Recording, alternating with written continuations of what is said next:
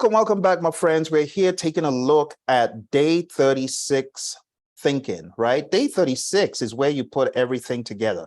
So I want to first of all talk about the business domain at a high level.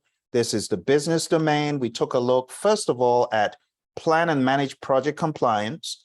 And then we talked about all of these bullets under plan and manage project compliance, confirm the requirements for compliance, classify categories of compliance, determine threats to compliance, support compliance, analyze consequences of non-compliance, determine the approach to compliance, and measure the compliance extent. Again, this is not talked about very well in any of the PMP guides to the degree I would have liked. Perhaps the closest would be chapter 2 in the 6th and some parts of the 7th edition. But again, I would highly recommend for those who have not already done so, you might want to read it in the Immersion book, because Roy and I cover this from both a predictive perspective and an agile perspective.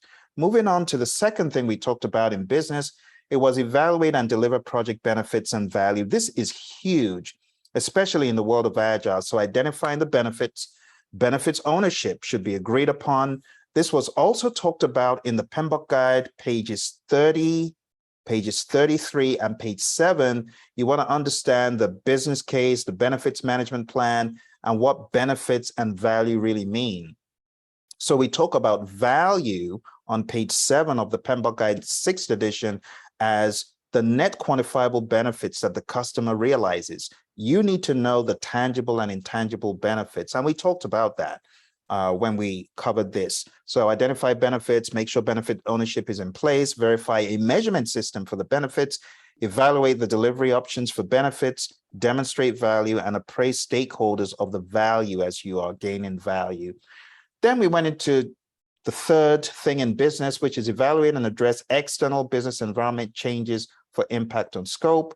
Talked about survey, external environment, note environment changes, assess the impact on the backlog, recommend backlog changes, continually review the environment, assess impact on the backlog.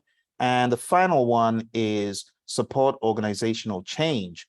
So assess organizational culture, evaluate organizational change, evaluate impact to the project, determine required actions, and the impact of the project to the organization. And that is what we covered in the business domain. And that concludes the business domain. Next, we're going to talk about everything we have done from the beginning of day 1 till current.